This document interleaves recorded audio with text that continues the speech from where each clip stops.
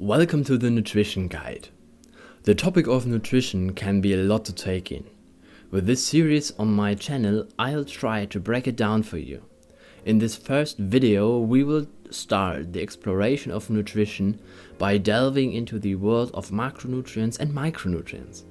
Then I'll provide evidence-based dietary strategies for you to optimize your nutritional intake. Let's begin by dissecting macronutrients. What are they exactly? Some macronutrients are energy sources. Energy is an abstract concept that isn't easy to grasp all the times. So, calories are invented to be a unit of comparing. A calorie is the amount of energy that's necessary to heat up 1 gram of water by 1 degree Celsius. So, the more calories a food has, the more energy it stores and it will deliver to your body if you eat it. Then, macronutrients are structural elements, which means that they are the building blocks of our body and cells. Breaking down the macronutrients, there would be the carbohydrates, which represent the primary energy source for our body. They get broken down into glucose, fueling various physiological processes. Short-chain carbs like sugars are more unhealthy, and long-chain carbs like whole grains, fruits and legumes are more healthy. The second category of macronutrients would be the proteins, which are versatile molecules serving as both structural components like cell structures and organelles, or functional entities within our bodies like enzymes and hormones, which regulate different bodily functions. Last but not least, there would be the fats. They stereotypically have a bad reputation. I personally don't think that's right. Why will be the topic of another video, but I'm gonna tease a little bit. Not all fats are bad. There are good ones, which I will cover a little later. Fats are serving as energy reservoirs. They are structural components of cell membranes and very important. They are critical participants in various biochemical processes. The saturated fats are the unhealthy ones. The unsaturated fats are very healthy. Now let's illuminate the subject of micronutrients. These are the vitamins and minerals that, while required in smaller quantities, are indispensable for optimal health. Vitamins act as coenzymes and cofactors in countless metabolic reactions like growth, immune function and overall vitality. The characteristic of vitamins is that the body can't produce it themselves, so you have to supplement them in with your diet. There would be 2 groups of vitamins: the water-soluble vitamins C and B and the water-insoluble vitamins E, D, K and A. The most common vitamins would be vitamin B, C and D. Vitamin B is important for the metabolism, the nerves and the blood building, so hematopoiesis. Vitamin C is an important antioxidant, which is also important for hormone formation. And vitamin D, which participates in bone health and calcium balance. The second category of micronutrients would be the minerals. These structural elements are found in biological molecules. You may have heard of electrolytes. They are contributing to nerve transmission, muscle contraction and overall physiological balance. These are minerals. I find minerals to be a little abstract. The most important minerals are iron, calcium and magnesium. Iron, everyone has heard of it, is used for oxygen transportation. They can be found in dark green leafy vegetables and beans. Calcium is important for your bone health. They can be found in nuts, seeds and dairy. And magnesium, which is important for your neuromuscular transmission.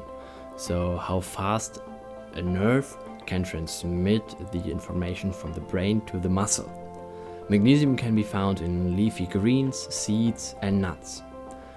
Don't worry, there will be a detailed video about each aspect that we talked about here, like carbs, fats, proteins, minerals, vitamins, coming out soon. I will discuss these topics and give a little advice on what to consume more of and what to maybe step aside of. Stay tuned for this, and now let's head to chapter 3. Now that we've uncovered the fundamentals, it's time to apply our nutritional knowledge with actionable strategies. My first strategy would be battle one meal at a time. Don't try to see the big picture all the time, the big diet that you need to organize. Try to start by making the next meal you are going to eat as healthy as possible. With a few ground rules that I've given you in this video, I believe you can start today. Which would be saturated fats and short carbs are unhealthier than unsaturated fats and long carbs. And as a third rule, I would want you to remember to eat your proteins.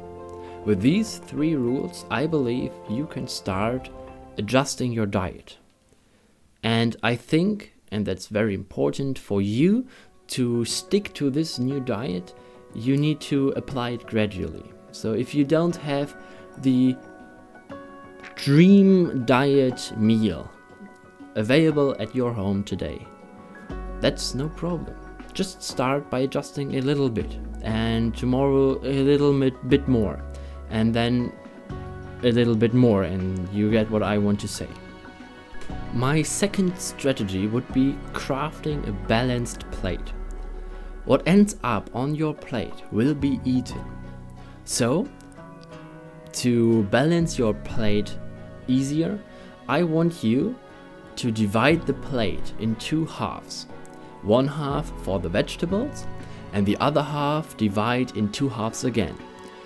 The top half is for protein, and the bottom half for the side dish.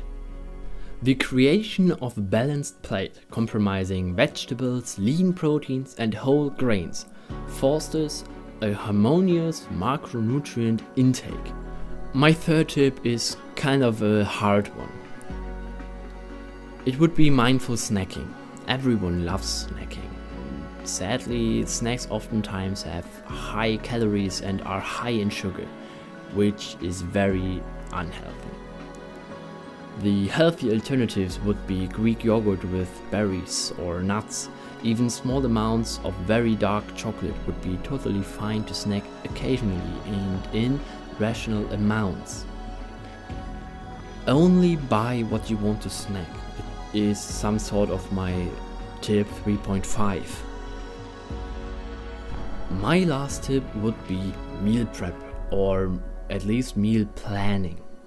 It helps reduce the overall stress with food because you can stick to a plan, or you have it all cooked already, at least for the next 3 days, 4 days, however long you want to plan ahead and cook ahead.